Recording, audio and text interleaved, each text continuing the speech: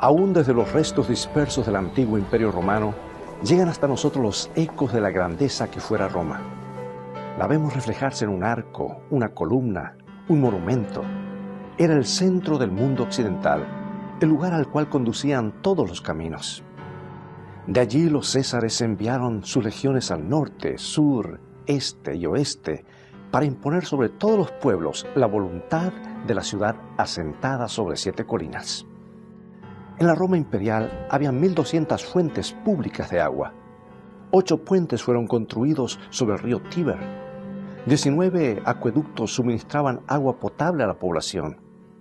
Cuando Teodorico el Grande, rey de los ostrogodos, visitó la ciudad, quedó impresionado por la gran cantidad de estatuas. Aseguró que los habitantes de bronce y de mármol de Roma eran casi tan numerosos como su población humana. No es de extrañarse que se la haya llamado la ciudad eterna. Un poeta romano escribió: «Puedo alabarte aunque el sol esté oscuro. Contar las glorias de Roma es como contar las estrellas del cielo». Sin embargo, un día todo este poder cedería ante un mensaje que comenzó a circular entre las clases más desprovistas de poder e influencia. Un día se habría de esparcir una idea tan revolucionaria que terminaría por abrumar al imperio. En nuestro programa de hoy de la serie Fe a toda prueba, comenzaremos a buscar el corazón de este acontecimiento extraordinario. Así que toma tu Biblia, no te vayas, mantente en sintonía.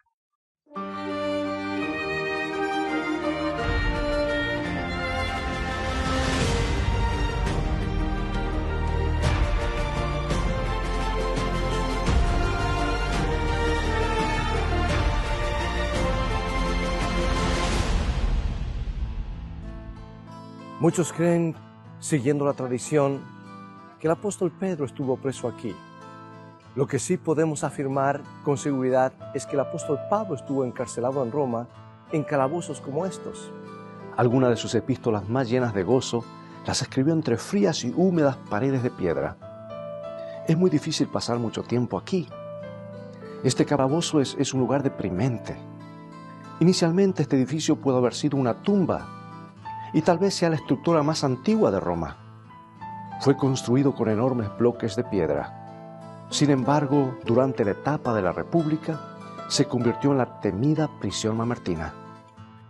Cuando Charles Dickens visitó este lugar, escribió: «El terror y la lobreguez de aquella vieja prisión, tan pesada y obstinada, parecía brotar desde el suelo como una niebla oscura. Era todo tan silencioso, encerrado y tenebroso, tan sigiloso». La lista de víctimas es escalofriante. Aquí pereció Simón Bar Gioras, valiente defensor de Jerusalén. Aquí fueron muertos sádicos gobernantes como Yugurta, del norte de África. Una iglesia fue construida sobre la prisión para honrar la fe expresada por primera vez en cadenas. Ciertamente esta ciudad no recibió con brazos abiertos a los primeros cristianos o sus creencias. La prisión mamertina estaba situada en la ruta procesional que los generales victoriosos seguían hasta el gran templo de Júpiter en la colina capitalina. Se exhibía a los caudillos cautivos ante las multitudes mientras desfilaban las tropas triunfantes. El orgullo del imperio de Roma requería la derrota de muchos guerreros enemigos y la conquista de muchos reinos rivales. Pero un día, una clase muy diferente de procesión triunfal comenzaría en este lugar.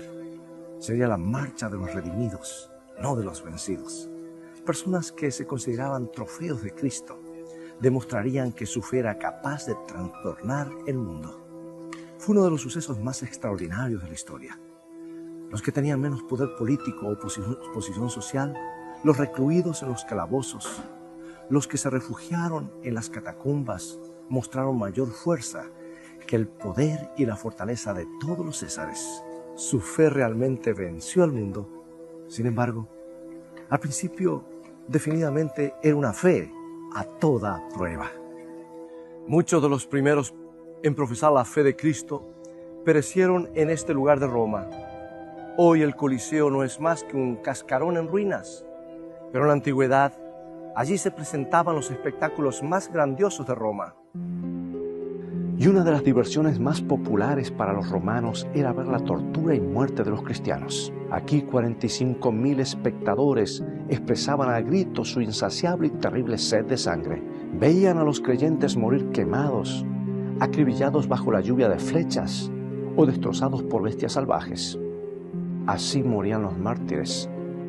Esta era la forma como el Imperio Romano trataba a los disidentes. De hecho, la iglesia primitiva no tenía agenda política. Los creyentes tendían a ser gente pacífica y cooperadora. Pero eran diferentes, eran fácil blanco de los chismosos. Y esos servicios de comunión que hablaban del cuerpo y la sangre de Jesús, tal vez eran caníbales. Quizás estaban envueltos en ritos secretos y terribles. Esos eran los comentarios que se oían en las calles. Y así, los gobernantes débiles y vulnerables usaban a los cristianos como chivos expiatorios. Calígula, Nerón y Domiciano culpaban a esta extraña y nueva secta de los desastres y fracasos del imperio. Tertuliano, defensor brillante de la fe cristiana, trató de exponer este prejuicio. En su apología escribió: si el Tíber llega a las murallas, si el Nilo no crece para regar los campos, si el cielo no se conmueve, pero la tierra sí lo hace, si hay hambre, si hay plagas, surge enseguida el clamor, los cristianos a las fieras. De todo lo malo culpaban a los cristianos. Muchos se preguntaban cómo podía esa gente ser tan terca. Todo lo que tenían que hacer era quemar unos granitos de incienso al César y podían escapar de una muerte horrible. Pero no lo hacían. En vez de eso, se dejaban conducir al Coliseo en cadenas y enfrentaban allí ejecuciones espantosas. Sin embargo, no se podía menos que admirar la forma como muchos de ellos morían. Y en vez de clamar por venganza, pronunciaban palabras de bendición. En vez de maldiciones, muchos de ellos morían cantando alabanzas. Por ejemplo, Policarpo, uno de los padres de la iglesia, antes que le prendieran fuego en Esmirna, ahora Izmir en Turquía, pronunció estas palabras: Padre de tu amado Hijo Jesucristo, por el cual te hemos conocido, Dios de los ángeles, los poderes y toda la creación, te bendigo por considerarme digno de vivir este día y esta hora. Esa era la clase de fe que se opuso al poder de Roma. Y uno de los hechos más maravillosos de la historia es que ganó la partida. Y a pesar de los mejores esfuerzos de los poderosos gobernantes romanos, a pesar del prejuicio popular, a pesar de carecer completamente de poder político, estos creyentes perseguidos al final ganaron. Su fe conquistó a Roma. ¿Y cómo fue que sucedió? ¿Cómo pudo este pequeño grupo de creyentes de una oscura secta judía prevalecer frente al enorme poder de Roma? Los historiadores señalan a este monumento como la respuesta. Es el arco de Constantino, construido en el año 315 después de Cristo para conmemorar la victoria de Constantino sobre Magencio en el puente Milvio. Constantino era el emperador que se convirtió al cristianismo y eventualmente lo estableció como la creencia oficial del imperio. Gradualmente los templos paganos dieron paso a las basílicas cristianas. Pero la gran pregunta es, ¿por qué Constantino hizo ese gran cambio en el imperio? Según la mayoría de cuentas, era simplemente un político oportunista. Algunos lo ven como megalomaníaco. La conversión de este hombre puede haber sido genuina. Sin embargo, algo lo obligó a mirar en dirección de la fe cristiana mientras trataba de consolidar su control de poder. La respuesta es que el Evangelio ya estaba ganando, ya estaba capturando los corazones y mentes en todos los rincones de Roma, ya estaba reemplazando al paganismo como la fuerza conductora espiritual de la sociedad. El Evangelio proclamado por esos hombres encadenados en los calabozos de Roma había demostrado ser más convincente que toda la rica tradición de la Roma imperial. Demostró ser más fuerte aún mientras los creyentes eran llevados al Coliseo para ser asesinados. Ahora bien, ¿en qué consistía ese Evangelio de los apóstoles? Por supuesto, mucho se ha escrito al respecto. Muchas tradiciones religiosas han sido establecidas a su alrededor.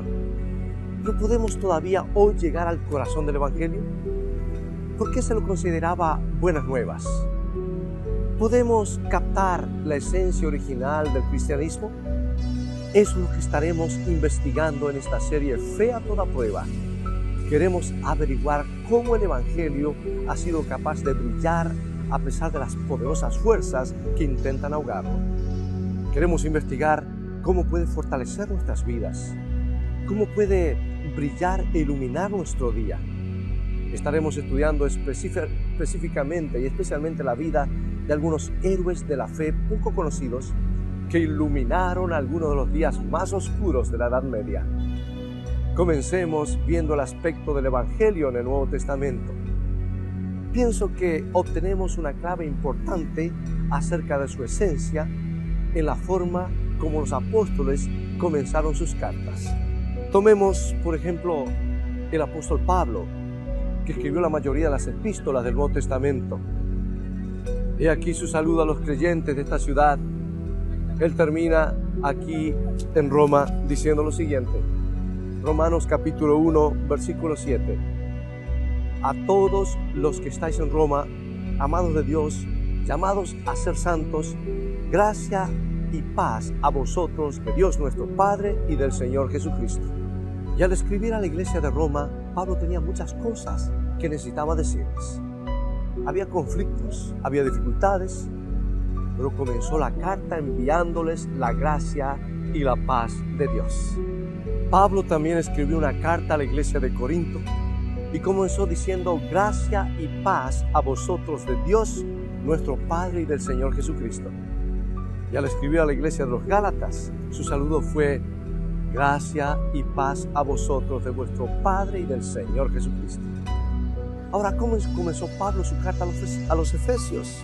Él dice, gracia y paz a vosotros de Dios nuestro Padre. Lo mismo sucedió con los filipenses y los colosenses y los tesalonicenses. La forma como comienza una carta siempre nos dice algo del punto de vista de la persona que la escribe.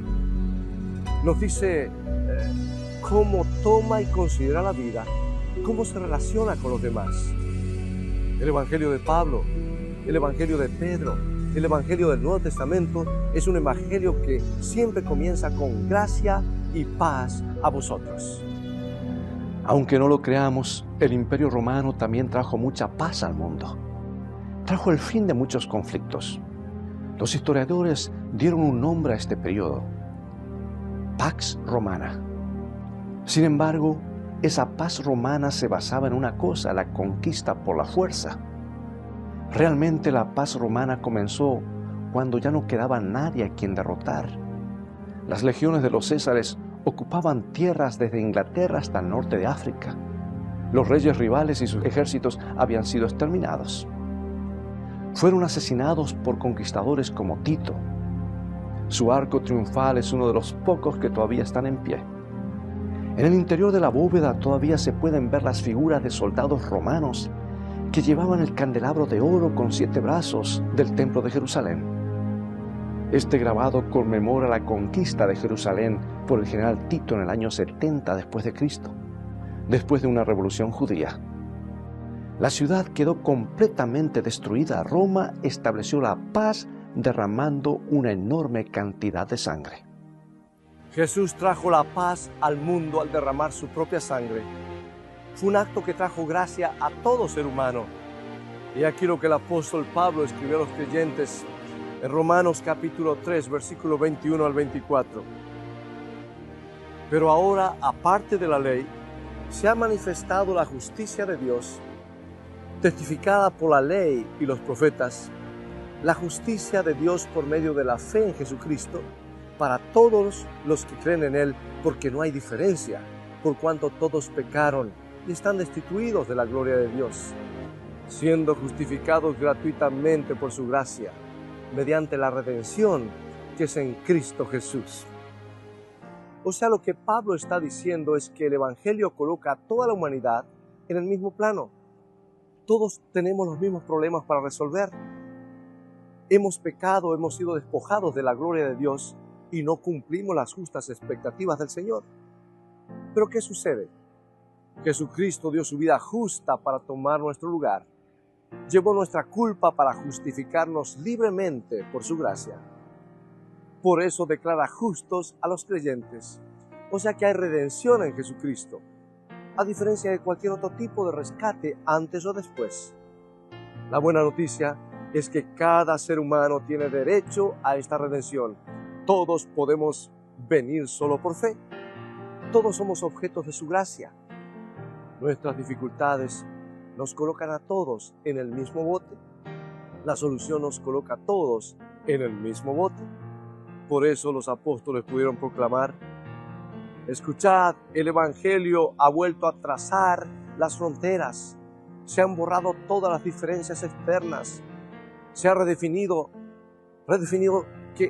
lo que somos como seres humanos.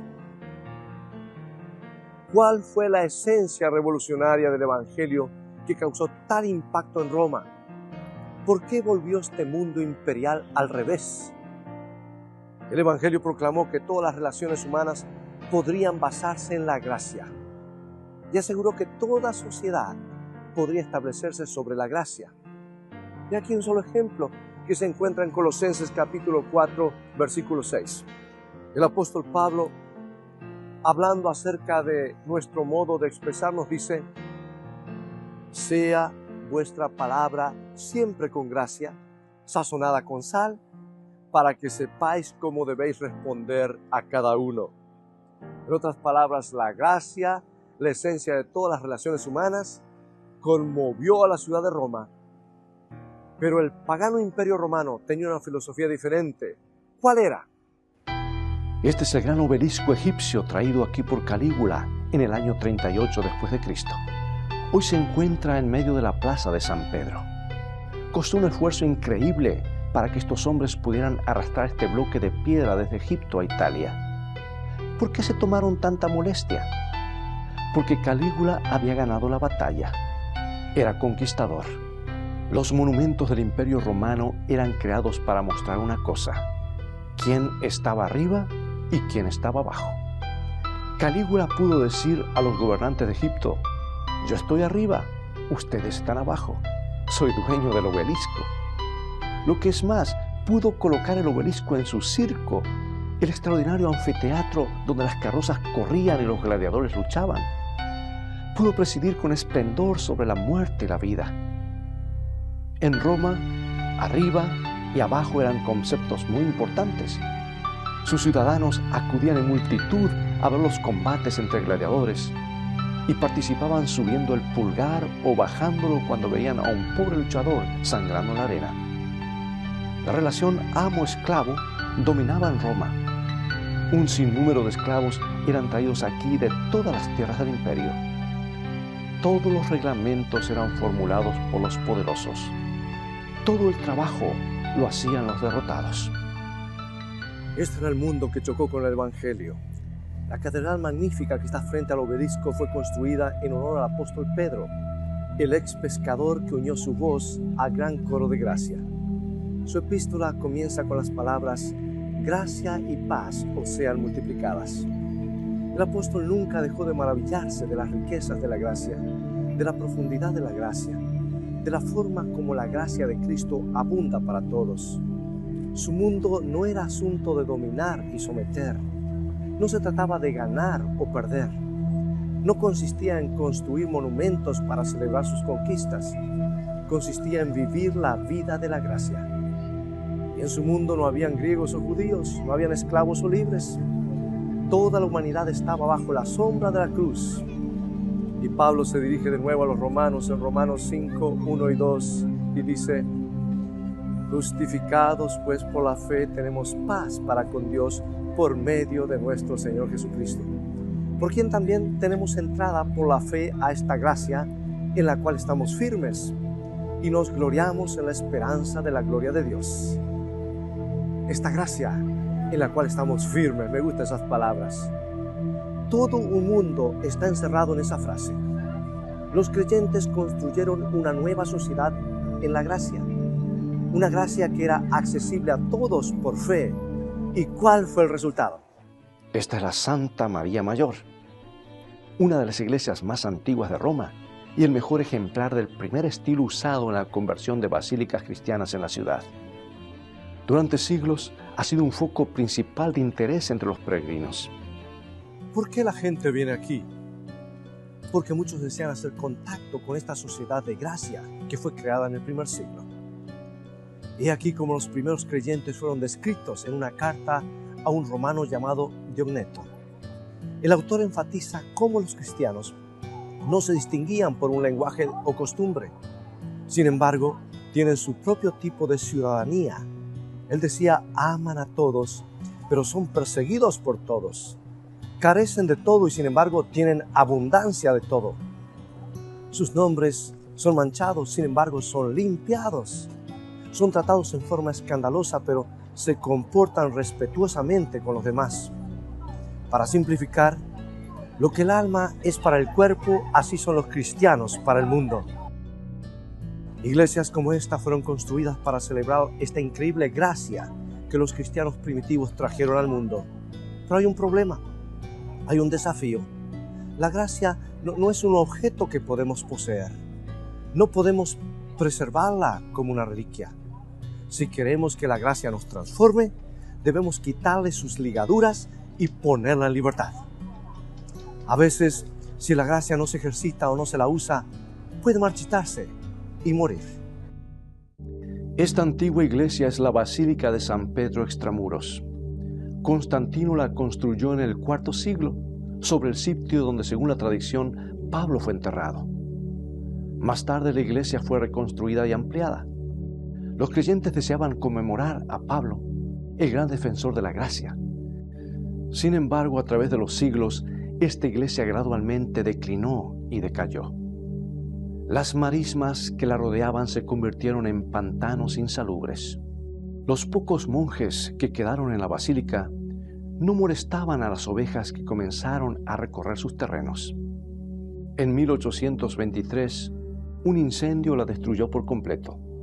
Los líderes de la iglesia reconstruyeron San Pablo y la convirtieron en una estructura magnífica. Pero la gloria de la antigua basílica desapareció para siempre. Lo que le pasó a esta iglesia es lo que le puede pasar a la gracia. Puede decaer dentro de nosotros. De hecho, es lo que exactamente le ha sucedido a la fe de un sinnúmero de personas. La fe que triunfó contra todas las posibilidades llega a ser solo un buen recuerdo que tratamos de preservar. El evangelio revolucionario se reduce a una antigua historia que una vez escuchamos. Podemos crear monumentos a la grandeza original del evangelio, pero en su interior puede no ser más que espacios vacíos e inhóspitos. ¿Es posible que exista una sociedad de gracia todavía hoy? ¿Podemos crear nuevas relaciones basadas en el evangelio? ¿Podemos escapar del mundo bipolar, donde todo es arriba o abajo, donde solo se reconoce el dominio o la esclavitud? Estoy convencido que el Evangelio de Jesucristo no ha perdido nada de su poder. Hoy es más revolucionario que nunca. Y lo demostraremos en esta serie de programas Fe a toda prueba.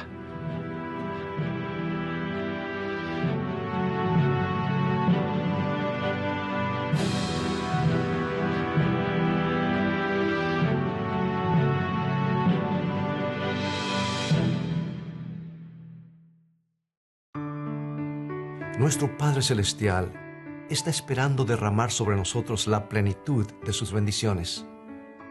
Es privilegio nuestro beber abundantemente en las fuentes del amor infinito. Qué extraño que oremos tan poco. Dios está pronto y dispuesto a oír la oración sincera del más humilde de sus hijos. ¿Por qué han de ser los hijos e hijas de Dios tan remisos para orar? Cuando la oración es la llave en la mano de la fe para abrir el almacén del cielo, en donde están atesorados los recursos infinitos de la omnipotencia. Pero ahora quisiera que consideres hacer un compromiso, una decisión por Cristo y el Evangelio. Me gustaría que desencadenes el Evangelio en tu propia vida, que le permitas llevarlo a un nuevo lugar. Dios podría tener algunos planes para ti, planes que tú todavía no conoces. Dios puede tener cosas que tú necesitas aprender. El Señor tal vez quiera molestarte y hacer que te sientas un poco incómodo, y sabes, a veces lo hace, especialmente cuando nos está guiando a un cambio positivo en nuestras vidas. Tal vez sea necesario que tú te sientas un poquito perdido para de verdad ser hallado y poder basar tu vida en la gracia. Por eso te animo a que abras tu corazón hoy a las demandas del Evangelio que una vez puso esta ciudad cabeza para abajo. El Evangelio que derribó a Roma también puede transformar nuestra vida. El Evangelio que transformó a hombres y mujeres aquí hace 2000 años puede transformar tu vida, no importa dónde tú te encuentres hoy. El mismo Jesús que entró en otras vidas y les imprimió un rumbo completamente distinto, tiene hoy poder suficiente para hacer lo mismo en nuestra vida individual. ¿Abrirás tu vida al Evangelio? ¿Abrirás tu corazón a la presencia de ese mismo Jesús? ¿Lo harás mientras oramos? Padre Celestial, te agradecemos de todo corazón por haber enviado a tu Hijo a este mundo con su gracia y su verdad. Gracias por haber sacrificado la vida de tu Hijo y darnos así acceso a tu gracia. Te agradezco por los primeros creyentes que vivieron conforme a la gracia que encontraron en la vida de su Hijo. Hoy necesitamos volver a descubrir este Evangelio para hacer impacto, para hacer frente a nuestras teorías favoritas y tal vez puntos de vista preferidos. Te ruego que nos ayudes a recibir más luz. Ayúdanos a poder brillar con más esplendor. Por favor, capacítanos para hacer impacto en este mundo. Todo esto te lo pedimos en el nombre de Jesucristo, nuestro Salvador. Amén. Esperamos que hoy hayan disfrutado con nuestro programa de Roma. Será hasta la próxima vez, cuando volveremos a Italia para otro programa de nuestra serie Fe a toda prueba. Dios te bendiga y recuerda, escrito está, no solo de pan vivirá el hombre, sino de toda palabra que sale de la boca de Dios.